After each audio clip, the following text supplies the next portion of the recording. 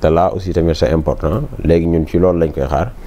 mais pas un bilan de 100 jours takk ay rajo wax ça c'est bien fait c'est pas bien fait man wax dëgg na yàlla man du ma genre boobu quoi voilà. alors Mansour doo genre boobu mais il faut que ci biir waxtaan wi ñu dugg ci wàllu rationalisation ak wàllu transparence parce que on en a dañ ko wax lu bëri durant ces derniers mois rawatina 3 mois yi ci wàllu rationaliser dund gi ñu jàpp wala train de vie de l'État. Le président Bassirou Diomaye Diakhar Faye di nga xamante ne nii nee na weer yi ñu jëm dina def kéem kàttanam ba affaire yi gën a tamit suuplaat. am nga ci yaakaar. mais fi mu fekk réew mi moo gën a jafe te terewul dafa wàññi fi mu fekk réew mi c'était presque impossible keroog journaliste bi laaj na ko te tontu na ko xam nga y a ce que j'appelle des équations économiques moom peut-être moom mi nga xamante ne il est à l'intérieur il est au fait pour ne pas dire très au fait de ce que peut le Sénégal et de ce que ne peut pas le Sénégal. moom loolu moom moo ñu ko gën a xam bien évidemment xam na ci yan levier lay utiliser pour gën a wàññi dund gi parce que kay ma xamal la benn affaire maanaam àdduna bi moo toll foofu. àdduna bi moo jafe ba tax sax léegi-léegi nit ki bu la teggiloon 200 francs 300 francs 400 francs yow mi nga xamante ne tu as un pouvoir d'achat à revenu intermédiaire wala tu as un pouvoir d'achat boo xam ne mën na supporter yenn yi sax yaa ngi dégg même buñ la ko teggilee yow da nga naan buñ ma ko gënoon teggilaat moo gën loolu président wax na ko parce que 400 francs yooyu am na ñoo xam ne sax amuñu ko. yow mi am pouvoir d'achat boo xamante ne bii buñ la teggilee 400 yaa ngi dégg. da ngay jël am na koo xam ne 400 francs day yeew du ko am moo tax nu mu gën a woyofee moo gën. c'est là où par exemple par rapport à l'ancien régime bi nga xam ne perception bi ñu amoon mooy dañuy jël xaalisu dëkk bi di am flambé et cetera et cetera et cetera considérant un contexte mondial boo xamante ne bii de guerre de tension de raréfaction des ressources loolu moo taxoon pratiquement il n'avait que des opinions défavorables léegi nag bu président ñëwee de moom ala kulli alin na Sénégalais yi xaar ni jamono jii di ñëw dundi dina gën a yomb loolu dañuy ñaan yàlla ñu àgg foofu su ko defee nit ñi gën a mën nuñ koy waxatee souffler un peu parce que y a des exigences yoo xamante ne bii chaque jour dafay wax ak sénégalais bi exigence de nourriture wax naa ko léegi exigence de santé exigence d'éducation exigence d'habitat surtout fii amul kenn koo xamante ne bii di nga yeewu rek di fay location te doone ñaar yi location cher na kañ lay génn ci location yaa ngi dégg. ba mën a amal loo xamante ne maa ngi moomal sama bopp. je parle au maçon bi nga xamante ne bii mën na tabax immeuble mais il se pose la question wala la société ne se pose pas la question kañ la maçon bi di am néeg bu mu moomal boppam. démb rek circulation bi gis naa góor goo xamante ne mu ngi yor ay outils de maçonnerie mag la. yaa ngi dégg. mu ngi dox peut-être ñun yàlla wërsëgal ñu lu ñuy dawal. tu dois te poser la question kii tey jii depuis ñaata at mu ngi tabax. est-ce que am na néeg bu mu moomal boppam kañ lay am par exemple moyen boo xamante ne bi moo koy yombalal dem ak dikkam te yooyu mooy li nga xamante ne mooy li nekk ci dëkk bi. moo tax man su ma déggee yenn débat yi wax dëgg ne yàlla man nopp woon bi laa koy jox parce que yow li nga tanee ñeneen ñi defaloo ko suñu borom. peut-être on a eu la chance jàng yàlla baral suñu yoon dugal ñu ci yenn créneaux yi. xam nga ñu am note di wax mais waruñu mukk fàtte ñi nga xamante ne bii amaana sax yaa ngi dégg bu neexoon suñu borom fi mu leen di teg duñu fa nekk. donc aujourd'hui moi je pense que ni li nga xamante ne bii mooy li interpeller état bi mooy lim ñu diggoon di interpeller état bi mooy ñu fexe ba aujourd'hui tey jii l'emploi des jeunes nga xamante ne bii mais nguur yi fi jaar yoon yépp dañ ko échoué. léegi nag ñoom nan la ñu mën a def ba réussir ko te loolu je le dis avec beaucoup de réserve mais nan la ñuy mën a def ba taux de chômage bi ñu am luñ ci ndell lu bari loolu bu ñu ko defoon wax dëgg na yàlla Sénégal yu bëri danañ leen tàcc. il a proposé des stratégies ci wàllu woowu. waaw mais xam nga stratégie yi c'est des déclinaisons c'est des axes mais xam nga duggul ci détail bi. beneen bi aussi tamit yan secteur wax na ko secteur à forte main d'œuvre. lu mel ni artisanat lu mel ni boo nee artisanat menuisier ébéniste bi dugg na. boo nee artisanat ki nga xamante ne bi dafay defar statue dugg na. boo nee artisanat ki nga xam ne dafay defal tapissier bi dugg na comme ñun fi ñu toog nii. boo nee artisanat ki nga xam ne sax dafay def décoration intérieur dugg na. boo nee artisanat peintre bi nga xam ne dafay peinture auto dugg na et cetera et cetera. yooyu la ñu war a mën a fexe ba am ci ay centres de formation à travers le pays fexe de telle sorte que les jeunes ñu jël leen ci avec un investissement massif jël leen ci au plus fort nombre. mooy main d'œuvre bi daal au plus fort nombre. parce que on est vers un horizon pétrolier et gazier mais sous peu tey jii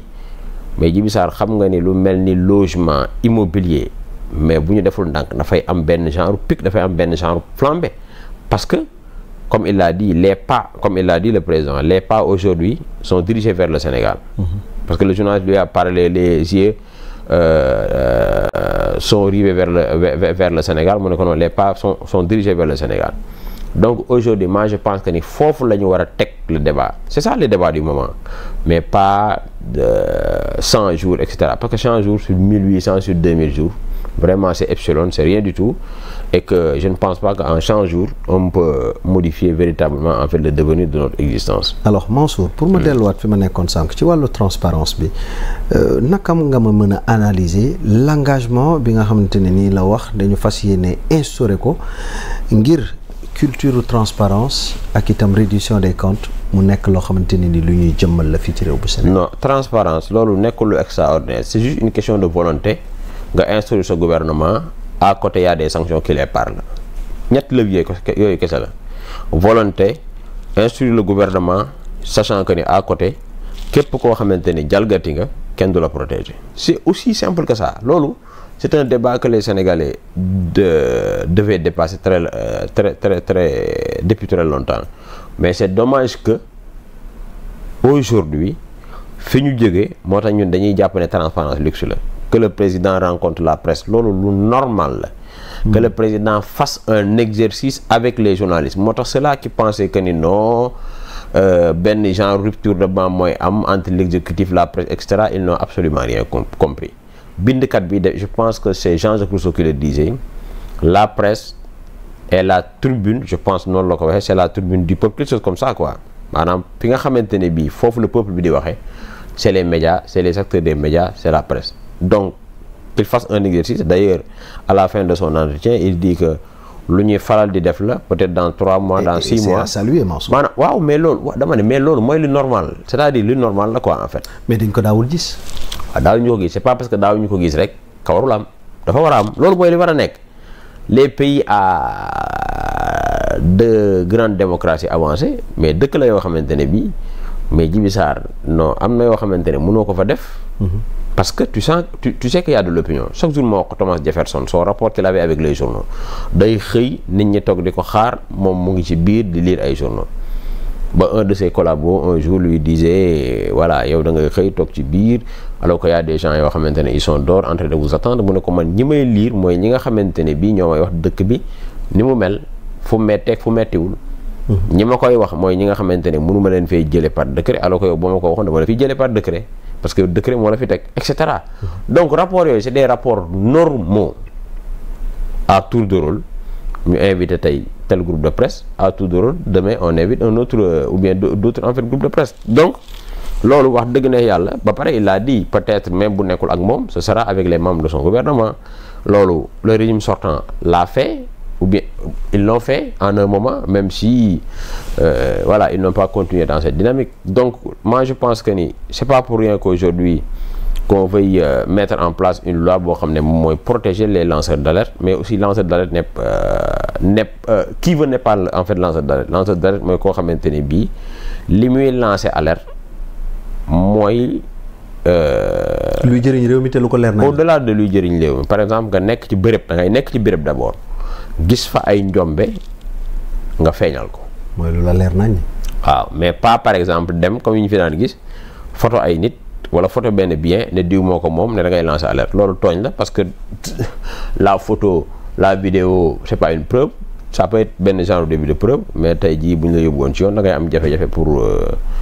pour documenter ko. Moi je pense que ni daal dynamique bi nga xamante ne bii mooy la dynamique du samedi c'est une dynamique qui doit couronner véritablement en fait son mandat et que loolu buy faral di am moi je pense que suspicion yu bari danañ ko mën a saafara parce que sachant que le journaliste il sait que occasionnellement lay rencontre le président am na yenn débat yoo xam ne wala yenn leerlu yoo xamante ne mu jàkkaarloog président bien évidemment daf koy laaj c'est comme ce qui se disait sur le pourquoi il n'a pas encore regagné le palais il l'a carrément dit n'est-ce pas ci yu bari sur le contrat pétrolier sur l'assainissement sur la santé etc peut-être man dinaa trouver sax benn fenêtre parce que dafa amoon loo xamante ne depuis le mois de février mu ngi doon am dans la localité de Kafountine. Kafountine y a des femmes qui ont été victimes d'agression. Je pense que il y a de cela hier même le présumé comment on appelle ça encore fautif il faisait face au procureur du nom de Daouda Diallo. Moi je pense que ni samedi parce que c'est le même samedi que les femmes de Kafountine organisaient une grande marche pour dire non peut-être xam naa président daf ko fàtte mais son staff devait lui mënoon na ci def benn fausse ouverture